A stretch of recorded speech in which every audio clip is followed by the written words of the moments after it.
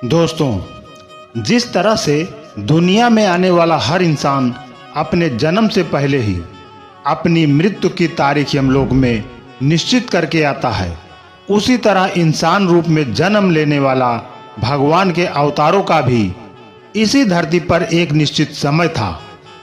वह समय समाप्त होने के बाद उन्हें भी मृत्यु का वर्ण करके अपने लोक वापस लौटना पड़ा था। नमस्कार दोस्तों, माई स्टोरी बुक में आप सभी का स्वागत है। आज हम जानेंगे कि भगवान श्री राम जी कैसे इस लोक को छोड़कर वापस विष्णु लोक गए।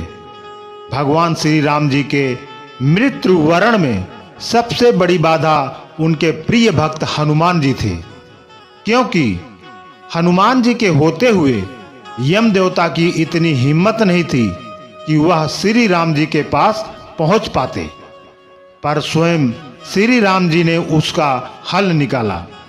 आइए जानते हैं कि कैसे श्री राम जी ने इस समस्या का हल निकाला।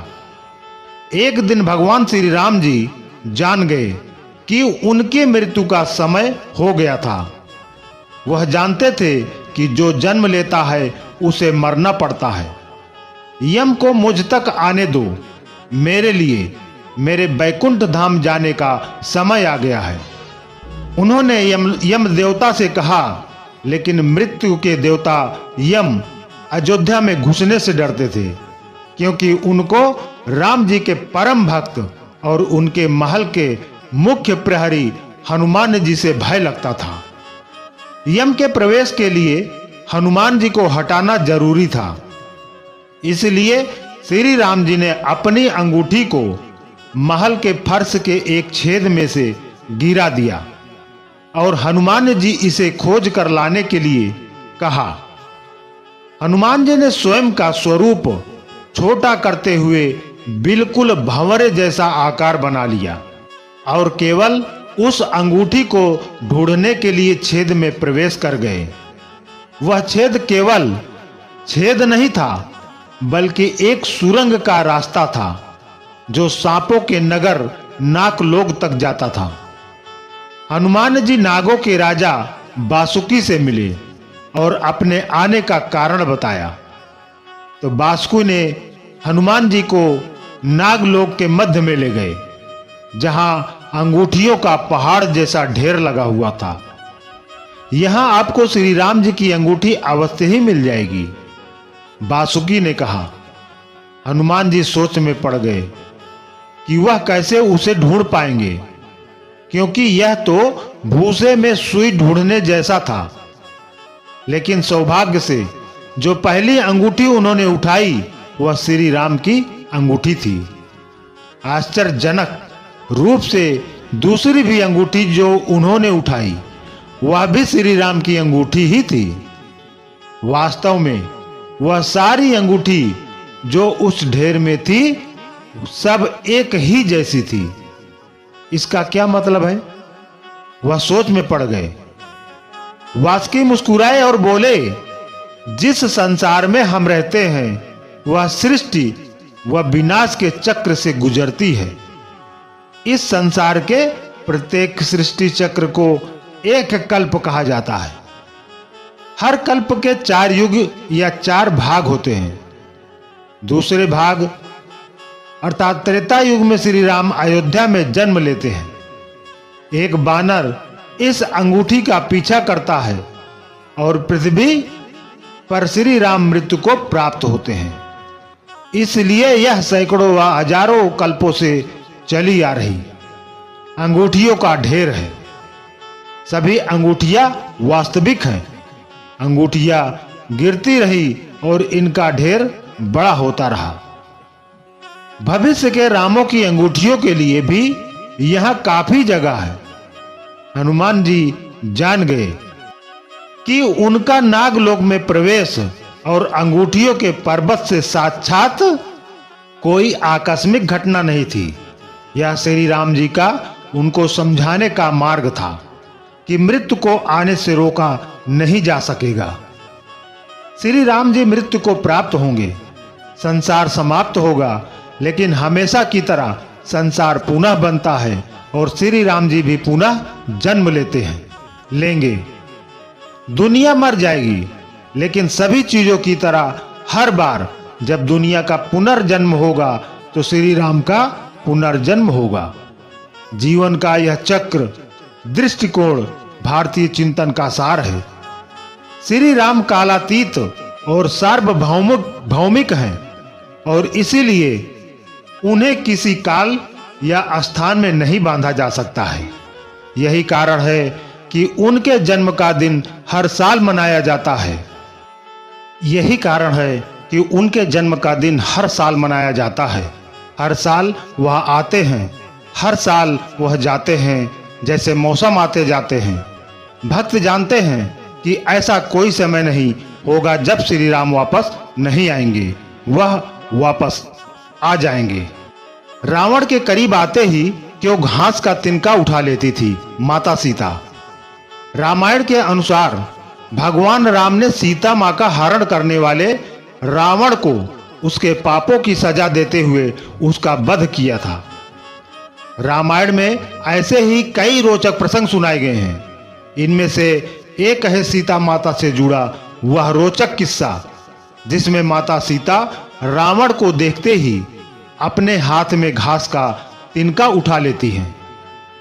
रावण जब सीता जी का हरण करके लंका ले गया, तब माता सीता अशोक वाटिका में बट वृक्ष के नीचे बैठकर केवल प्रभु श्री राम का स्मरण और चिंतन करती रहती थी। रावण बार बार आकर सीता जी को धमकाता था, लेकिन वह कुछ नहीं बोलती थी। यहां तक कि रावण ने श्री राम के भेष में आकर माता सीता को भ्रमित करने की कोशिश की, लेकिन फिर भी सफल नहीं हुआ।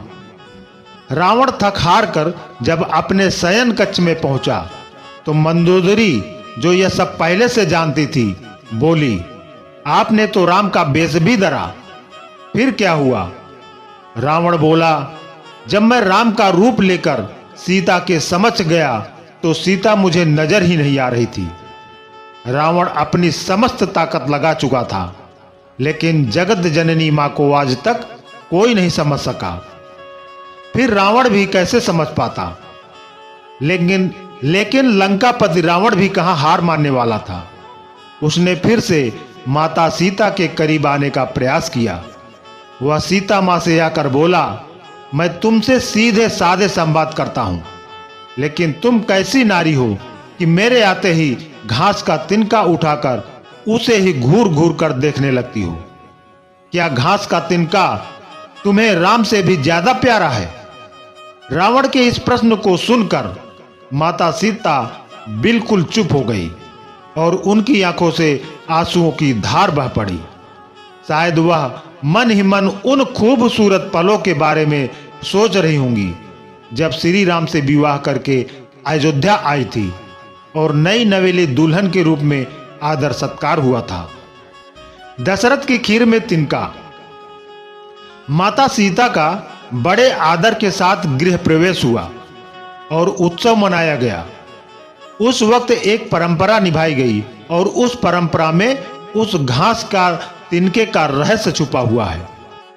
नववधू जब ससुराल आती है तो उसके हाथ से कुछ मीठा पकवान बनवाया जाता है, ताकि जीवन भर परिवार के सदस्यों के बीच मिठास बनी रहे। इसलिए सीता जी ने उस दिन अपने हाथों से घर पर खीर बनाई और समस्त परिवार, राजा दशरथ सहित चारों भ्राता और ऋषि संतों को परोसी। सीता जी ने जैसे ही खीर परोसना शुरू किया कि जोर से एक हवा का झोंका आया। सभी ने अपनी अपनी पत्तल संभाली। सीता जी कुछ समझ पाती कि राजा दशरथ जी की खीर पर एक छोटा सा घास का तिनका आकर गिर गया। सीता जी ने उस तिनके को देख लिया, लेकिन अब खीर में हाथ कैसे डालें, यह प्रश्न था। तब सीता जी ने दूर से ही उस तिनके को घूर कर जो देखा तो वो तिनका जलकर राख का एक छोटा सा बिंदु बनकर रह गया। सीता जी ने मन ही मन सोचा कि अच्छा हुआ किसी ने नहीं देखा, लेकिन राजा दशरथ यह सब देख रहे थे। फिर भी दशरथ जी चुप रहे और अपने कक्ष में चले गए और वहां सीता जी को बुलवाया। फिर राजा दशरथ बोले, मैंने आज भोजन के समय आपके चमत्कार को देख लिया था। आप साक्षात जगत जननी का दूसरा रूप हैं। लेकिन एक बात आप मेरी जरूर याद रखना, आपने जिस नजर से आज उस तिनके को देखा था, उस नजर से आप अपने शत्रु को भी मत देखना। इसीलिए सीता जी के सामने जब भी रावण आता था तो वो उस घास के तिनकों को उठाकर राजा दशरथ जी की बात याद कर लेती थी। सीता जी चाहती तो रावण को अपनी एक नजर से ही भस्म कर सकती थी, लेकिन राजा दशरथ जी को दिए वचन की वजह से वह शांत रही। कैकेयी का वर मांगना। श्रवण कुमार के दादा धौम्य ऋषि थे एवं उसके माता पिता रत्नावली एवं रत्न ऋषि थे। रत्न ऋषि नंदीग्राम के राजा अश्वपति के राजपुरोहित थे। अश्वपति राजा की कन्या का नाम कैकेयी था। रत्न ऋषि ने कैकेयी को सभी शास्त्र सिखाए थे और यह बताया कि यदि दशरथ की संतान हुई तो वह संतान राजगद्दी पर नहीं बैठ पाएगी, अथवा दशरथ की मृत्यु के पश्चात यदि 14 वर्ष के दौरान राज सिंहासन पर कोई संतान बैठ भी गई तो रघुवंश नष्ट हो जाएगा।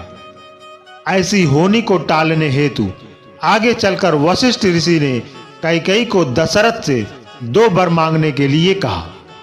उनमें से एक वर से उन्होंने राम को 14 वर्ष तक ही वनवास भेजा तथा दूसरे वर से भारत को राज्य देने के लिए कहा। उन्हें ज्ञात था कि राम के रहते भरत राजा बनना स्वीकार नहीं करेंगे, अर्थात राज सिंहासन पर नहीं बैठेंगे।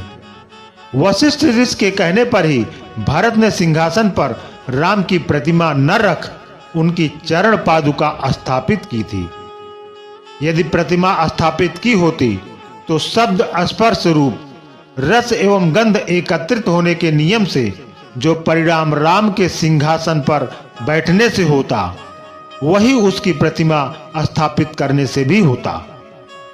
रामायण के कुछ अभ्यासी कहते हैं कि मूल वाल्मीकि की रामायण में इस अर्थ के 3 श्लोक हैं, परंतु ईसा सन 1228 के उपरांत लिखी गई रामायण में ऐसा कोई उल्लेख नहीं है। तो दोस्तों, आज की यह कथा यहीं पर समाप्त होती है। फिर मिलेंगे एक और धार्मिक कथा के साथ। आपको ये कहानी कैसी लगी कमेंट करके जरूर बताएं। वीडियो को लाइक करके ज़्यादा से ज़्यादा शेयर करें और अभी तक हमारे चैनल को सब्सक्राइब नहीं किया है तो प्लीज़ सब्सक्राइब जरूर कर लें। धन्यवाद।